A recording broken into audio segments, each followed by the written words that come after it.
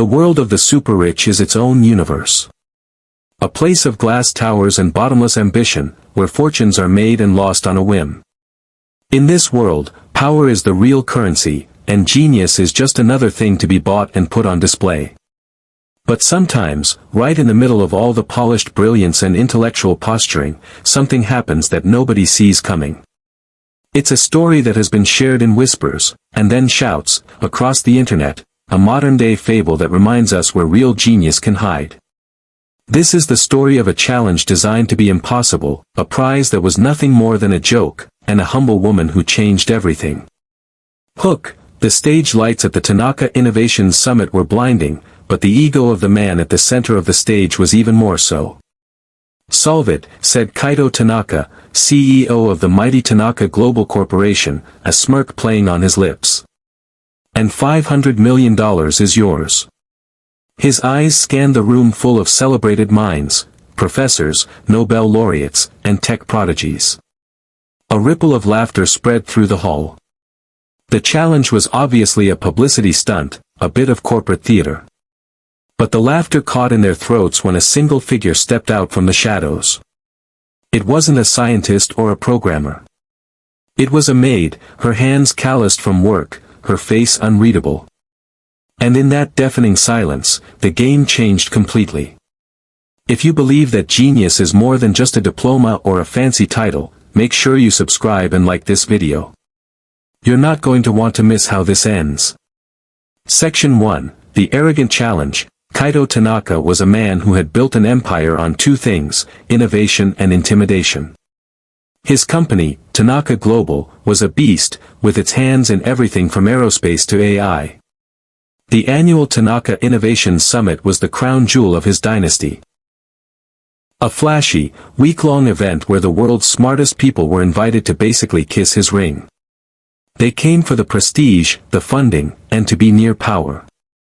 Tanaka, for his part, just liked watching the best and brightest fight for his approval. This year, though, he'd planned something special. The centerpiece of the summit was a device known only as the Chimera's Cage. It wasn't a product for sale, it was a monument to Tanaka's own massive ego. The device was a stunningly complex sphere of interlocking gold and platinum rings, gears, and crystals that shifted in a constant, hypnotic dance. It was beautiful, intricate, and nobody could make heads or tails of it. Tanaka claimed it was a multidimensional mechanical puzzle powered by quantum principles. He called it the ultimate test of intelligence, a lock with no key. For 10 years, Tanaka announced from the stage, his voice booming through the auditorium, "My teams have worked on the Chimera's Cage. It's the result of $1 billion of research into logic and chaos theory. By all accounts, it is unsolvable." He paused, letting that sink in. "But I'm tired of people telling me what's possible. Frankly, I want to be entertained." He pointed to the Chimera's Cage, which was floating magnetically inside a glass case. "So, here's my offer to you, the greatest minds of our generation. Solve it. Unlock the Chimera's Cage before the summit ends. If you succeed." He let the pause hang in the air, a smug smile spreading across his face. "You will get a personal prize from my own fortune. $500 million. The announcement was met with gasps, then nervous laughter and excited chatter. $500 million. It was a staggering, life-changing amount of money. It was also, as everyone in the room understood, an impossible prize for an impossible task. Tanaka wasn't giving away his fortune, he was buying himself the ultimate ego boost, the right to say he had stumped the entire world. Once the challenge was thrown down, it became an obsession. The world's most famous thinkers swarmed the Chimera's Cage, each one sure they would be the one to solve it. First up was Dr. Alastair Finch, a renowned Oxford professor of mathematics. For 2 days, he and his team filled whiteboards with endless equations and algorithms, approaching it as a problem of pure logic. He barely slept, running on black coffee and the sweet promise of victory. On the third day, looking worn out and defeated, he gave up. The internal mechanics, they aren't logical, he admitted to the press, his voice hoarse. It's as if the puzzle rewrites its own rules as we try to solve it. It's magnificent, but it's a paradox. Kaito Tanaka, watching from a balcony, just smiled. He came down and patted Dr. Finch on the back in a perfect display of condescension. A valiant effort, Professor, he said, loud enough for everyone to hear. Perhaps some problems are too big even for Oxford. Thanks for playing. The insult hung in the air, a clear warning to anyone else who dared to try. Next was Anya Sharma, a 24-year-old tech prodigy from Silicon Valley. She brought in a supercomputer and a team of engineers, bombarding the puzzle with laser scanners, sonic probes, and predictive algorithms. They weren't trying to understand the puzzle, they were trying to brute force it into submission. The result was an even bigger failure. The Chimera's cage seemed to fight back, its movements growing more frantic. Finally, in a flash of light, it sent out a powerful electromagnetic pulse, frying every single piece of Sharma's equipment. The supercomputer screens went black. Anya stood among the smoking machines, her face a mask of pure disbelief. Kaito Tanaka strolled over, pretending to be concerned. "Oh, dear," he said, nudging a fried circuit with his expensive shoe. "It seems the old ways don't work, but the new ways are no better. Such a shame. I do hope that wasn't your only supercomputer." The room, once buzzing with ambition, now felt heavy with defeat. One by one, other experts tried and failed. A game theorist, an NSA cryptographer, even a Zen master, they all walked away empty-handed and humiliated. The puzzle was no longer an opportunity, it was an instrument of mockery. Tanaka loved it. He would walk through the hall like a king, offering patronizing words of encouragement that cut deeper than any insult. "I guess genius," he said to a reporter, "isn't what it used to be." Through it all, Sarah kept working, a silent observer on the sidelines. She saw the frustration, she heard Tanaka's taunts, but mostly, she watched the puzzle. She noticed things others didn't. Where the mathematicians saw equations, she saw the way light bounced off the crystals, reminding her of her daughter's broken kaleidoscope. Where the engineers saw mechanics, she saw the interlocking rings moving like the threads in a tapestry, like a pattern she'd used to mend her son's favorite sweater. She saw a rhythm, a story told in a language no one else in the room spoke. The experts were all trying to force the puzzle open. Sarah started to think the puzzle didn't want to be conquered. It wanted to be understood.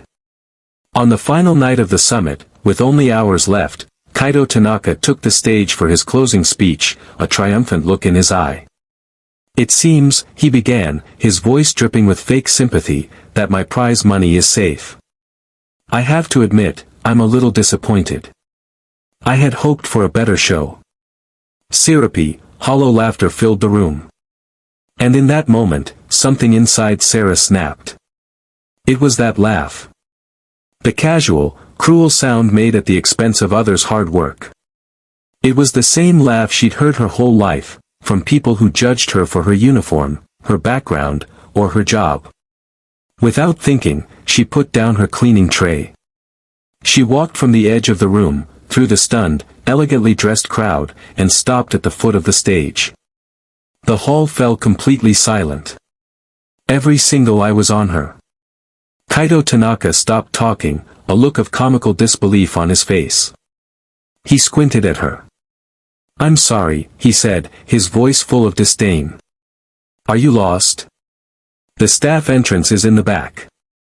Sarah looked up at him, her heart pounding, but her voice was steady and clear in the silent room. "No," she said. "I'm not lost." She took a deep breath. "May I try?" For a second, there was just stunned silence. Then, one person snickered.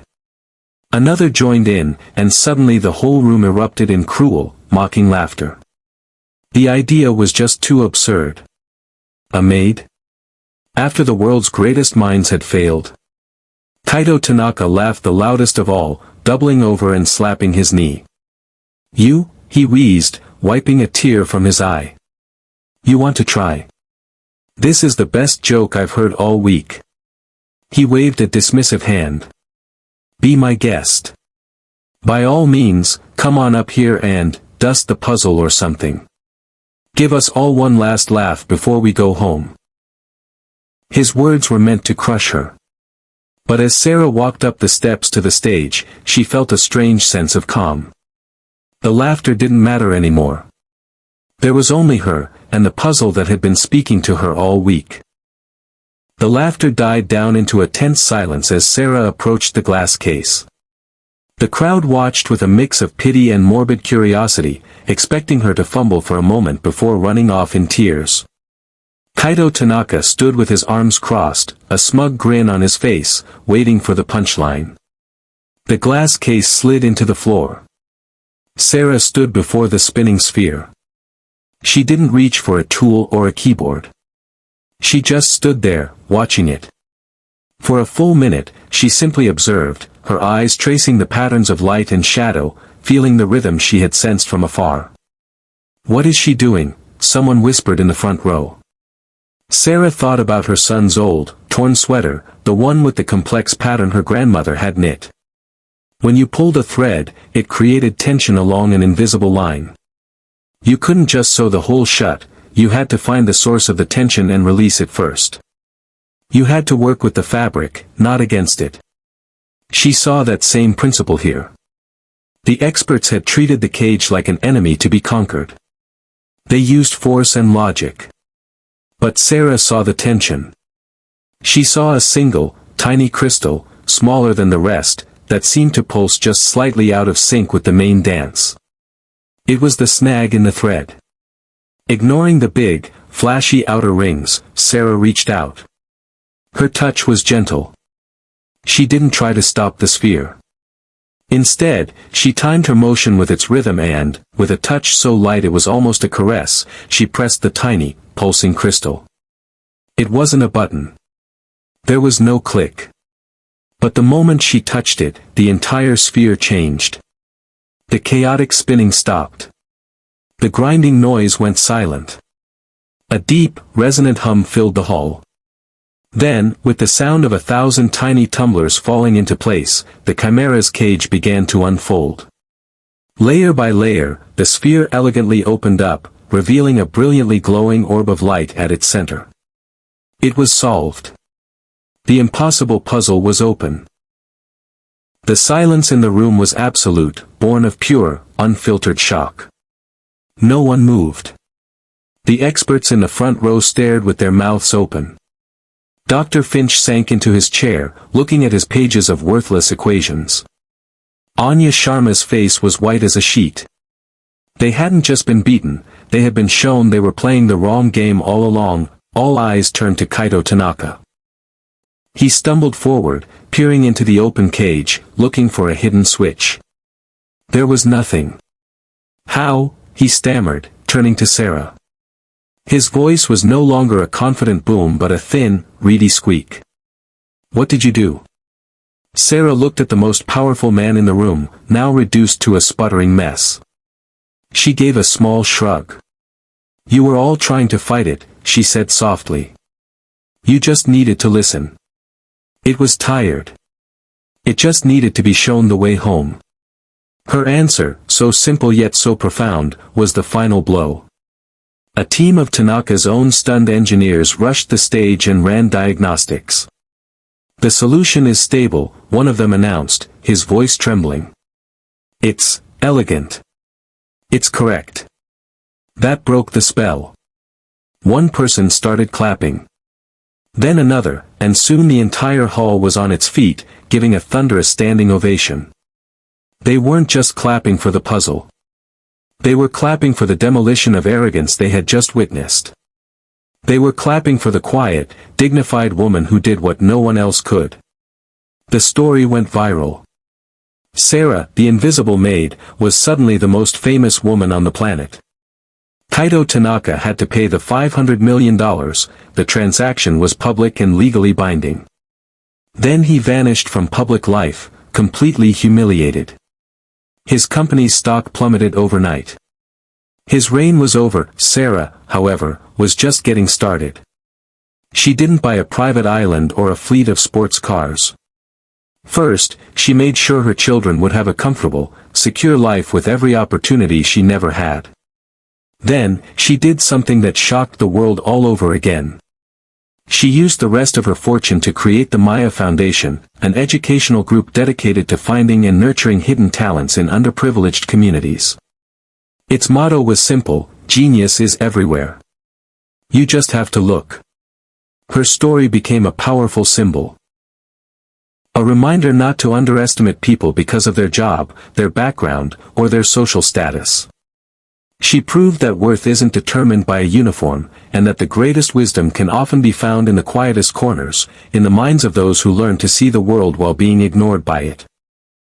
Stories like this prove the world is full of incredible people just waiting for a chance to shine. If you have a story about a time you were underestimated, share it with us in the comments below. And for more stories about unexpected heroes, don't forget to click on the video on your screen now. Conclusion: the tale of the maid and the CEO's puzzle is about more than just money. It's about perception. It's about the arrogance that comes with power and the quiet strength of humility.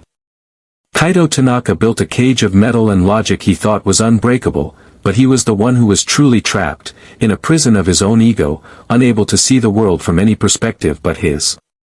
Sarah, on the other hand, was free. She was free from conventional thinking, free from the need to prove herself, and because of that, she was the only one who could see the simple truth hiding in plain sight. Her victory is a reminder that true genius isn't about how much you know or how loud you talk, it's about how deeply you can see, how carefully you can listen, and having the courage to step out of the shadows.